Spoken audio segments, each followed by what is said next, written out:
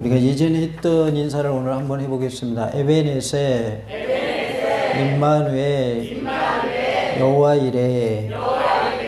에베네셀은 하나님이 여기까지 인도하셨다. 임마누엘은 하나님이 우리와 함께 계신다. 여호와 이레는 나의 앞길을 하나님이 예비하신다. 예비하신 하나님의 뜻이죠. 그래서 과거에부터 현재까지 인도해 주신 하나님이 나와 함께 하시고 나의 앞날도 예비하여 주시고 주님께서 함께 해 주시며 도와주실 줄로 믿습니다.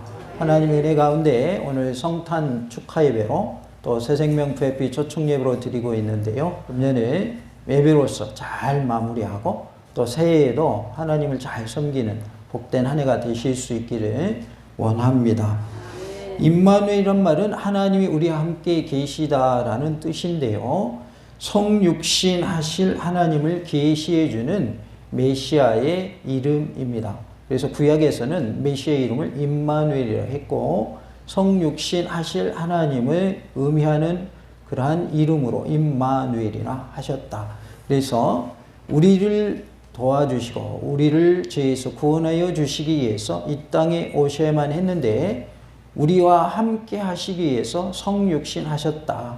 그분이 우리를 위해 십자가에 못 박혀 돌아가시고 또 부활하셨다. 그분이 승천하셨고 다시 오실 것이다. 그래서 예수님이 이 땅에 오심에 있어서 동정녀 마리아를 통해서 성육신 하시고 또 십자가에 못 박혀 돌아가시고 부활하시고 승천하시고 재림하시는 그런 모습을 보게 되는데 이 예수님을 통하여 우리에게 구원을 주신 하나님의 은혜에 우리는 늘 감사하며 살 수 있기를 원합니다. 임마누엘은 성육신 하실 하나님을 계시해 주는 이름이다. 그래서 그 임마누엘이 지금도 계속해서 우리에게 적용된다. 이제 구약에서는 성육신 하실 하나님의 이름으로 임마누엘 주셨다면 지금 우리에게는 우리와 늘 함께 하신 하나님의 이름으로 주셨다. 그래서 두 가지 의미가 있는 거죠. 하나는 성육신 하실 하나님의 이름으로 임마누엘이라 하셨고 또 지금뿐만 아니라 앞으로도 계속 함께 하실 하나님의 이름으로 임마누엘이라 이름을 우리에게 허락해 주셨다. 메시아의 이름으로 예수님의 이름으로 임마누엘이라고 하셨습니다. 이사야 7장 14절에 그러므로 주께서 친히 징조를 너희에게 주실 것이라. 보라 처녀가 잉태하여 아들을 낳을 것이요 그 이름을 임마누엘이라 하리라 라고 말씀하십니다. 오늘 본문은 동방박사들의 경배를 다루고 있습니다. 동방박사들의 경배는 만왕의 왕이신 주님의 왕권을 보여주고 있습니다. 예수님은 만왕의 왕으로 이 땅에 오셨습니다. 예수님은 만왕의 왕이시며 유대인의 왕일 뿐만 아니라 모든 사람들의 왕이십니다. 예수님을 왕으로 모시고 사는 삶이 다 되시기 바랍니다. 다 같이 해볼까요? 예수님을 왕으로 모시고 삽시다. 누구를 왕으로 모셔야 돼요? 예수님을 왕으로 모시고 사시기 바랍니다. 내가 왕이 되면 돼야 안 돼요? 안 됩니다. 예수님이 왕이 되셔야 돼요. 그래서 나의 삶의 주체가 되는 것은 예수님이 돼야 돼요. 내가 삶의 주체가 되면 안 된다라는 것이죠. 헤롯 왕 때 예수님께서 유대 베들레헴에서 나심에 동방으로부터 박사들이 예루살렘에 이르렀다라고 1절의 말씀을 하고 있습니다. 예수님이 베들레헴에서 나시니까 동방에 있던 박사들이 찾아온 것이죠. 유대인의 왕으로 나시니가 어디 계시냐? 우리가 동방에서 그의 별을 보고 그에게 경배로 왔노라 라고 2절에 말씀을 하고 있죠. 그랬더니 헤롯 왕과 온 예루살렘이 듣고 뭐 했어요? 소동했다 그랬어요. 이게 뭔 일인가 하고 깜짝 놀란 거예요. 왜냐하면 왕실에서는 아이가 태어났어요? 안 태어났어요? 안 태어났거든요. 그런데 유대인의 왕이 나셨다 하니까 다들 이제 소동이 일어난 거예요. 구약에서 예언되고 약속된 대로 이루어진 것임을 우리는 알 수가 있습니다. 여기에는 하나님의 구원 계획은 반드시 이루어진다는 하나님의 신실하심과 하나님의 성실하심이 나타나고 있는 것을 알 수가 있습니다. 하나님의 약속, 언약은 반드시 어떻게 될까요? 이루어진다, 성취된다라는 것입니다. 다 같이 해볼까요? 하나님의 약속은 반드시 성취됩니다. 지금까지 예수님에 대해서 예언된 일이 성취되었고, 그리고 이제 예수님이 승천하신 후에 한 가지가 남았어요. 뭐 남았죠? 예수님의 재림 한 가지가 남았습니다. 그러면 지금까지 예언된 내용들이 다 성취됐다면 나머지 하나, 재림, 예수님의 재림도 성취될까요? 안 될까요? 성취된다라는 거예요. 이것을 믿는 믿음이 우리에게 있어야 할 줄로 믿습니다. 왕이 모든 대제사장과 백성의 서기관들을 모아서 그리스도가 어디서 나겠느냐고 물으니까 유대 베들레헴이라고 답하는 것을 4절과 5절을 통해서 알 수 있습니다. 이에 헤롯이 가만히 박사들을 불러서 별이 나타난 때를 자세히 물었다고 했어요. 그리고 베들레헴으로 동방 박사들을 보내면서 말하기를 가서 아기에 대해 자세히 알아보고 찾거든 내게 구하여 나도 가서 그에게 경배하게 하라라고 7절, 8절 내용에 말씀을 하고 있어요. 나도 아기께 경배할 테니까 나한테도 뭐 하라고요? 알려줘 라고 말을 한 거죠. 사실은 속마음은 뭔지 아시죠? 다 아시죠? 그 아기를 뭐 하려고? 죽이려고 그런 거예요. 경배하려고 그런 게 아니에요. 그래서 하나님께서 꿈속에서 천사를 통해서 요셉에게 말씀해 주시죠. 어디로 도망가라? 애굽으로 피신해라 라고 말씀을 하시죠. 동방에서 온 박사들이 아기 예수님이 계신 집에 들어가서 무엇을 하였는지 살펴보므로 큰 은혜가 임하는 복된 시간, 말씀 충만, 은혜 충만, 성령님으로 충만한 시간 되기를 원합니다. 집에 들어가 엎드려 아기께 경배했다라고 말씀합니다. 11절에 집에 들어가 아기와 그의 어머니 마리아가 함께 있는 것을 보고 엎드려 아기께 경배하고 보배합을 열어 황금과 유향과 모략을 예물로 드리니라 라고 말씀하십니다. 집에 들어가서 아기 예수님께만 경배한 모습을 볼 수가 있어요. 누구에게만 경배했다고요? 예수님께만 경배했어요. 11절을 자세히 보십시오. 아기와 또 누가 있어요? 그의 어머니 마리아가 함께 있는 것을 봤어요? 못 봤어요? 봤어요. 근데 누구께 경배했어요? 아기께 경배했어요. 엎드려 아기께 경배했다. 그 말은 어머니도 제껴놓고 아버지도 제껴놓고 누구에게만 경배했다? 아기 예수님께만 경배했다. 그 말이에요. 동방 박사들이 집에 들어가서 아기 예수님께만 경배했다. 그렇기 때문에 우리는 누구만 경배해야 되느냐? 예수님만 경배해야 된다는 거예요. 하나님만 경배해야 된다는 거예요. 사람을 경배하면 돼요? 안 돼요? 안 됩니다. 그렇다고 해서 사람끼리 서로 무시하고 갑질해라 그런 말이 아니죠. 서로 존중하고 사랑하고 아껴주고 배려해야 되지만은 경배할 대상은 누구밖에 없다? 예수님밖에 없다라는 거예요. 그래서 예수님만을 섬기는 우리의 모습이 되기를 간절히 원합니다. 다 같이 해봅시다. 예수님께만 경배합시다. 경배라는 말은 무슨 말입니까? 절했다 그 말이에요. 엎드려 절했다 그 말은 뭘 꿇었을까요? 무릎을 꿇었다는 얘기예요. 무릎을 꿇으니까 엎드려지는 거죠. 뻣뻣이 서가지고 엎드려져요? 엎드려지지 않죠. 엎드렸다는 것은 무릎이 어디에 닿았다? 바닥에 닿았다는 의미죠. 그래서 이러한 절하는 방법은 동양에서 있었던 방법으로서 누구에게 그렇게 절을 했어요? 왕께 그렇게 절한 거예요. 왕께 절할 때 무릎 꿇고 엎드려 절한 것이지 보통 사람끼리 만나서는 그렇게 절한다 안 한다? 안 합니다. 우리가 명절 때에는 어른들께 큰 절하지요. 그 큰 절하듯이 누구에게 경배했다는 거예요? 왕에게 경배했다. 근데 누구에게 지금 경배하고 있어요?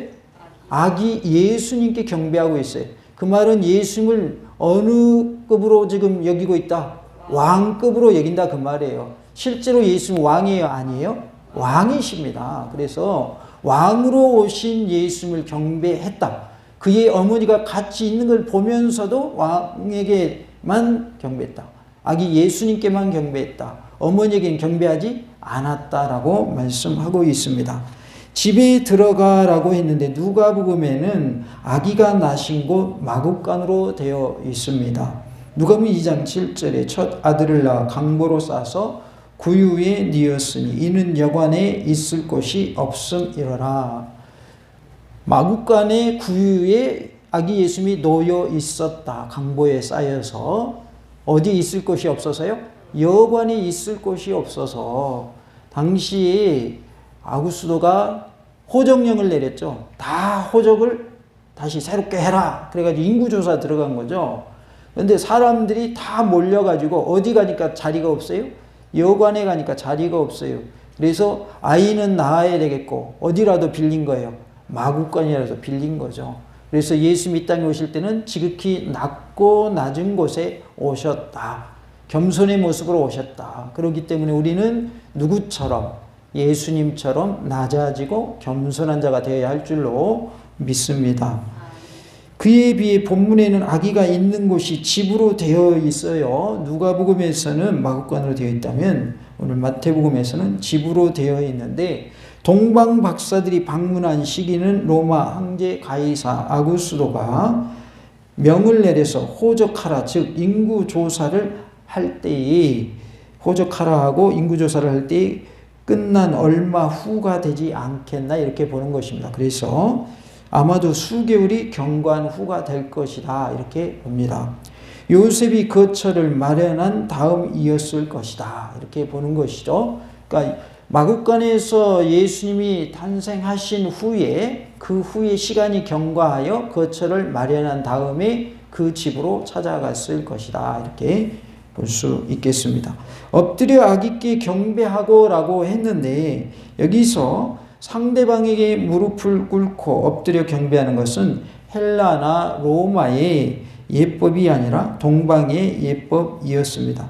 동방 박사들이 경배했던 대상은 마리아와 함께가 아니고 오직 아기 예수님 뿐이었습니다. 즉 그들은 헤롯에게나 아기의 부친이나 모친에게도 경배하지 않았다라는 것이죠. 경배의 대상은 오로지 만왕의 왕으로 이 땅에 오신 예수님 한 분밖에 없음을 기억하시기 바랍니다. 마태복음 4장 10절에 이 예수께서 말씀하시되 사탄아 물러가라 기록되었으되 주 너의 하나님께 경배하고 다만 그를 섬기라 하였느니라 라고 말씀을 하십니다. 마귀가 예수님을 시험할 때의 장면입니다. 나에게 절해라. 그러면 이 천하만국을 너에게 주겠다. 그때 예수님이 주 너의 하나님께 경배하고 다만 그를 섬기라고 하셨다. 뭔 소리냐. 까불지 마라. 그런 말이에요. 하나님은 섬기라고 하셨다. 그 말이죠. 어제도 우리가 성탄 전야예배 하면서 2부 성탄 발표를 했는데 한 분이 간증을 하시면서 마귀가 아무리 힘이 세봐야 하나님보다 안 셉니다. 겁낼 필요 없습니다. 그런 말씀 하시더라고요. 실제로 마귀가 힘이 있지만 누구보다 약해요? 하나님보다 약합니다. 우리는 누구 믿어요? 하나님 믿잖아요. 그러니까 마귀가 두려움의 대상이 아니에요. 왜요? 하나님이 나와 함께 하시고 하나님이 나를 도와주시고 하나님이 대신 싸워주시기 때문에 그런 거예요. 그래서 우리는 어떻게 기도하면 돼요? 예수님의 이름으로 명하노니 원수 마귀야 떠나가라 라고 대적 기도를 하면 되는 거예요. 그냥 야 마귀야 가 그럼 가요 안 가요? 절대 안 갑니다. 그러나 누구의 이름으로? 예수님의 이름으로 명하면 떠나가게 돼 있어요. 예수님의 이름 권세가 있거든요. 그렇기 때문에 마귀는 두려움의 대상이 아니라 대적의 대상이다. 우리가 원수 마귀와 싸워 이기는 은혜가 있기를 원합니다. 우리는 하나님만 경배하고 예수만 경배해야 합니다. 경배의 대상은 오직 예수님 한 분밖에 없음을 꼭 기억하시기 바랍니다.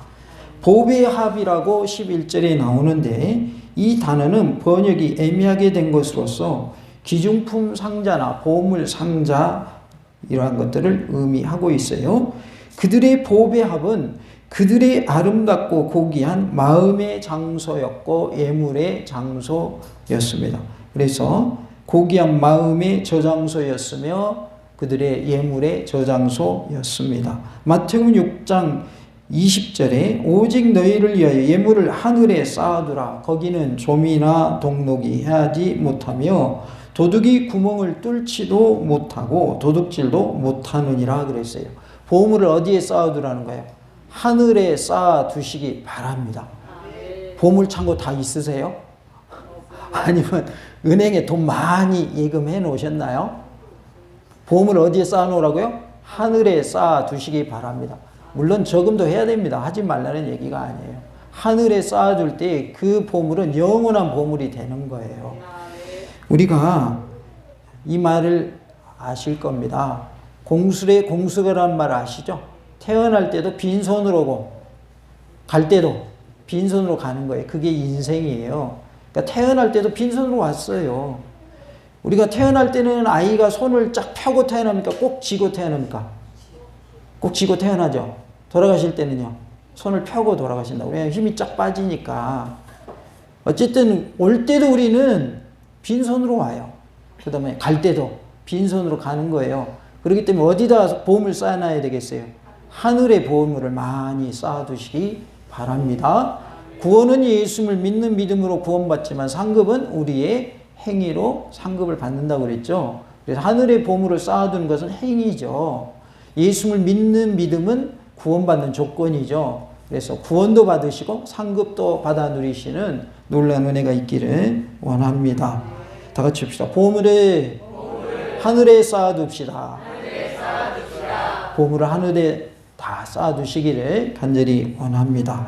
11절에 보면 황금과 유향과 모략을 예물로 드리니라 라고 말씀을 합니다. 이 내용은 이방의 왕들이 메시아 앞에 예물을 드리고 복종하게 될 것이라는 구약의 예언의 분명한 성취입니다. 시편 72편 10절에 다시스와 섬의 왕들이 조공을 바치며 스바와 시바 왕들이 예물을 드리리로다 라고 하셨고, 이사야 60장 6절에 허다한 낙타 미디안과 에바의 어린 낙타가 내 가운데에 가득할 것이며 스바 사람들은 다 금과 유향을 가지고 와서 여호와의 찬송을 전파할 것이며 라고 말씀을 합니다.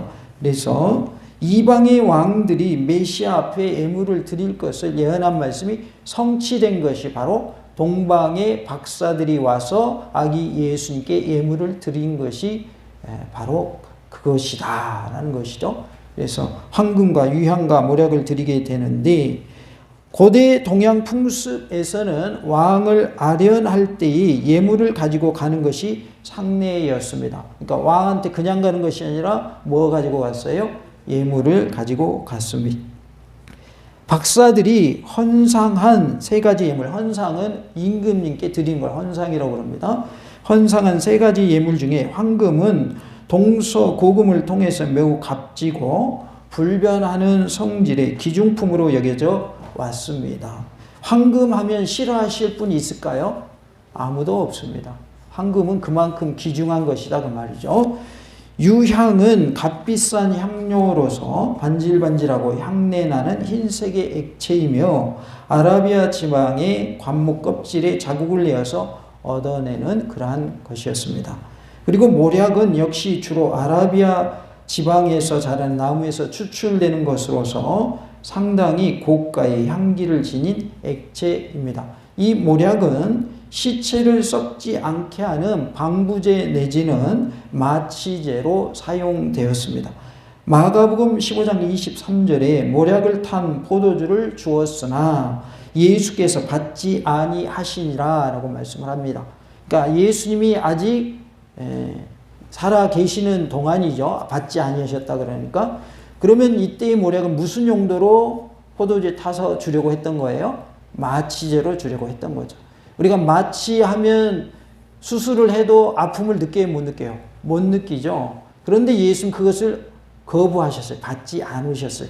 그 말씀은 고통을 몸소 다 느끼시겠다 그 말이죠.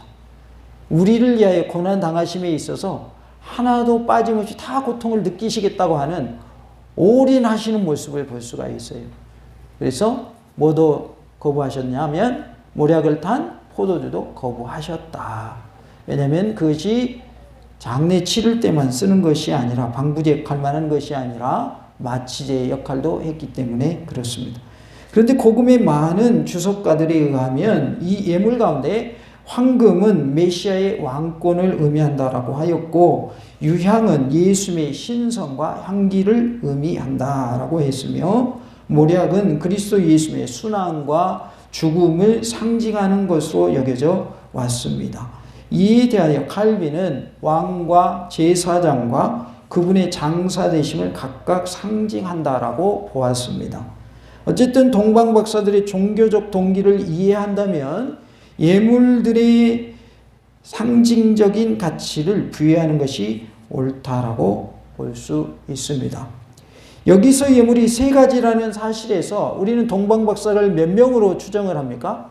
3명으로 추정을 하지요. 이러한 교회 전승이 형성되게 되었는데, 어떠한 전설에 따르면 완전수에 해당하는 12명의 박사라고도 합니다.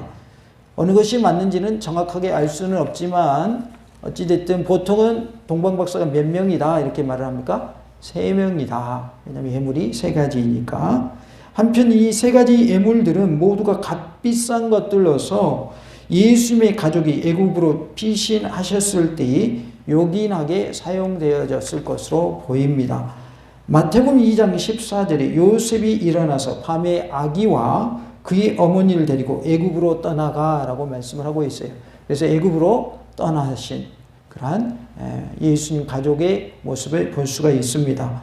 10절에 보면 그들이 별을 보고 매우 크게 기뻐하고 기뻐하더라 그랬어요. 동방 박사들이 별을 보고서 별이 딱 나타나니까 동방에서 그 별 보고 왔잖아요. 근데 그 별이 다시 나타난 거예요. 그랬더니 이들이 매우 크게 기뻐하고 기뻐했다라고 말씀을 합니다. 동방 박사들이 별을 보고 매우 크게 기뻐하고 기뻐한 것처럼 우리도 예수님의 탄생하심을 매우 크게 기뻐하고 기뻐하는 모습이 되어야 할 줄로 믿습니다. 그런 의미에서 우리 다 같이 기쁘다 구주 오셨네 1절만 해보도록 하겠습니다. 기쁘다 구주 오셨네 만백성 맞으라 온 교회여 다 일어나 다 찬양하여라 다 찬양하여라 다 찬양하여라. 예수님을 유대인의 왕으로 인식한 사람은 다름 아닌 미가 선지자의 예언을 알고 있던 이방인인 동방 박사들이었다는 거예요. 유대인들 중에도 성경에 대해서 아는 사람, 각 다시간 사람이 있었을까요? 없었을까요? 많이 있었어요. 그런데 예수님을 유대인의 왕으로 인식한 사람은 이방인인 동방 박사들이었다는 거예요. 미가서 5장 2절에 베들레헴 에브라다야 너는 유다 족속 중에 작을지라도 이스라엘을 다스릴 자가 내게서 내게로 나올 것이라 그의 근본은 상고의 영원에 있느니라 라고 말씀을 하고 있습니다. 미가 선지자의 예언을 알고 있었던 이방인인 동방 박사들이 예수님을 유대인의 왕으로 인식했다라는 거예요. 인식하는 것과 인식하지 못하는 것은 엄청난 차이가 있습니다.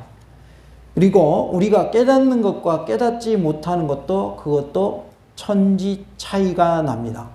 깨닫지 못하면 아무리 좋은 것이 있어도 내 것이 됩니까? 되지 않습니까? 내 것이 되지 않는 거예요. 깨달으면 내 것이 되는 거예요.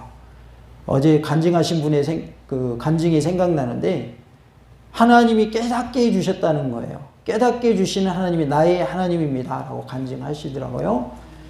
나에게 깨달음을 주시는 것이 그것이 은혜인 줄로 믿습니다.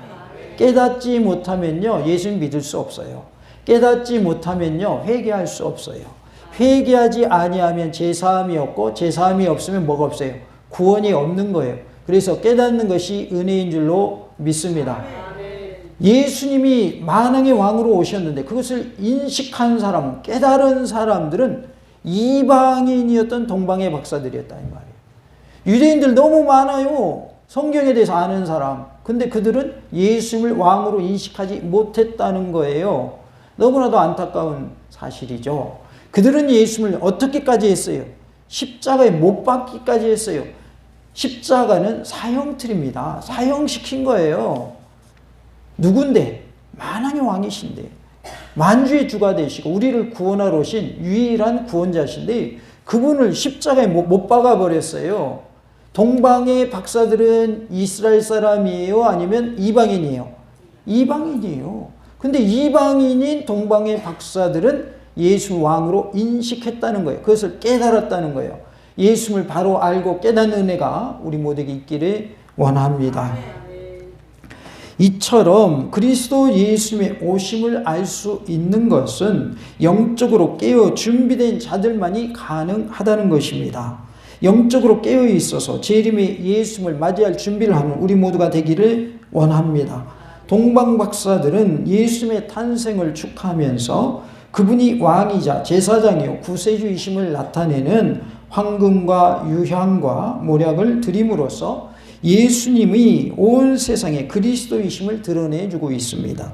주님께 드릴 수 있는 가장 큰 선물은 무엇인지 생각하면서 그분을 위해 사시기 바랍니다. 내가 하나님께 드릴 수 있는 가장 큰 선물은 무엇일까? 내가 주님을 위해서 어떻게 할 수 있을까? 이것을 생각하면서 주님을 위해서 사는 우리 모두가 될 수 있기를 원합니다. 다 같이 합시다. 주님께 가장 귀한 것을 드립시다. 하나님께 드릴 때는요, 귀한 거 드리시기 바랍니다. 선물을 할 때도요, 흠이 있고 막 이거 뭔지 허접한 것 같다. 그런 거 선물하세요? 아니면 좋은 거 선물하세요? 좋은 거 선물하시죠? 선물은 좋은 거 줘야 돼요. 다른 사람이 줬는데 안 먹어가지고 썩었어. 버리기 직전이야. 근데 다른 사람 줘. 이건 선물이에요? 쓰레기예요? 쓰레기죠. 그건 선물이 아닙니다. 내 음식 쓰레기 좀 대신 처치해줘. 이거밖에 안 됩니다. 주려고 했는데 이상이 있다 그러면 안 주는 게 맞는 거예요. 그래요, 안 그래요? 그게 맞는 거죠. 선물 주면서 썩었어. 이거 버리긴 아깝고 딴 사람이나 줘야겠다. 이건 차라리 안 주는 게 낫습니다. 그렇잖아요. 하나님께 드리는 것 똑같은 거예요. 구약의 제사를 드릴 때에도 흠이 있나 없나 4일 동안 지켜보고 흠이 있으면 제물에서 제외시켰어요. 그러니까 하나님께 드릴 때에도 우리의 마음을 드리는 것도, 우리의 정성을 드리는 것도, 우리의 몸을 드리고 우리의 예물을 드리는 것도 가장 좋은 것으로 드리시기 바랍니다. 그리할 때 하나님 기뻐 받으실 줄로 믿습니다. 예수님은 우리를 위해 오신 유일한 구원자이십니다. 예수님은 죄인을 위해 죽으시고 부활하셔서 메시아로서 구원 사역을 이루셨습니다. 우리는 예수님의 사랑과 은혜에 감사해야 하고 우리 삶의 주인이시며 왕이신 예수님께 순종해야 합니다. 예수님은 하나님의 약속의 말씀대로 오셨습니다. 우리는 예수님을 생각하며 감사하고 또한 예수님을 닮아가며 감사, 기쁨으로 순종하는 모습이 되어야 할 줄로 믿습니다. 다 같이 해볼까요? 순종하되 감사와 기쁨으로 합시다. 순종하는 사람이 원망, 불평하고 짜증내고 그러면서 순종하면 하나님이 받으실까요? 안 받으실까요? 안 받으십니다. 그래서 순종할 때는 감사함으로 기쁜 마음으로 하시기를 간절히 원합니다. 동방 박사들이 집에 들어가 아기 예수님께만 경배한 것처럼 우리도 예수님만 섬겨야 합니다. 이방 신을 섬기면 안 됩니다. 하나님만 섬기고 예수님만 섬겨서 구원의 복을 누리는 놀라운 은혜가 우리 모두에게 있기를 간절히 원합니다. 다 같이 합시다. 예수님만 섬깁시다. 할렐루야!